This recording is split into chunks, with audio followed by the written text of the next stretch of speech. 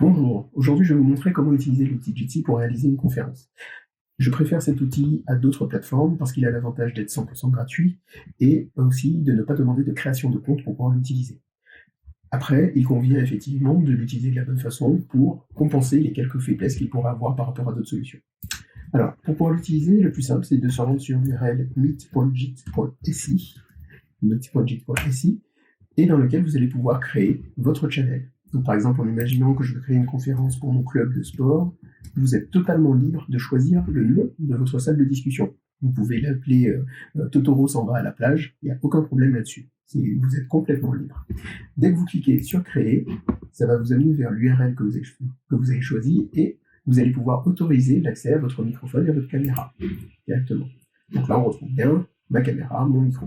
Je peux couper mon micro et couper ma caméra en utilisant les deux outils du bas. Au milieu, le bouton rouge sert évidemment à quitter la conférence directement.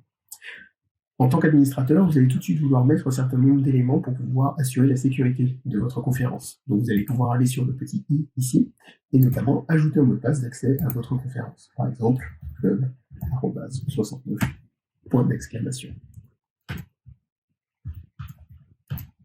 Voilà, directement.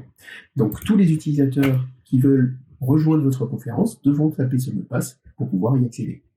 L'URL d'accès à votre conférence est ici. Si certains utilisateurs ne souhaitent pas y accéder via l'ordinateur ou via l'application mobile Jitsi qui existe aussi, ils peuvent en fait vous rejoindre simplement sur le channel audio en appelant le numéro de téléphone spécifique à la France ici et en composant le code PIN de votre conférence. Ainsi, ils pourront rejoindre votre conférence simplement en audio sans avoir besoin de webcam ou quoi que ce soit.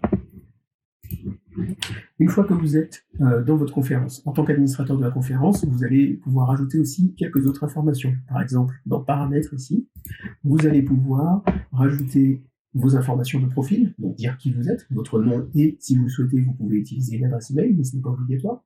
Et puis, dans Plus, vous pouvez indiquer que tout le monde commence en muet, que tout le monde commence sans vidéo, pour désactiver les webcams par défaut, que tout le monde commence en vous suivant, c'est-à-dire que par défaut, tout le monde verra votre vidéo à vous et pas celle des autres par défaut.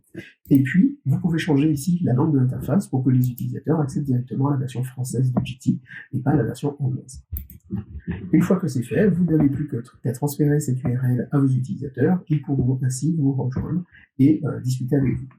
Sachez que vous avez ici en bas à gauche la possibilité de partager un écran, donc comme ça vous pouvez partager des éléments que vous visionnez sur votre écran en direct avec vos utilisateurs. Vos internautes peuvent lever, baisser la main, ce qui rajoute une petite icône à côté de leur photo pour dire qu'ils veulent parler. Et puis vous avez ici encore sur la gauche un petit chat qui vous demande d'ajouter votre nom ou votre pseudo pour pouvoir discuter avec vos conférences. Voilà.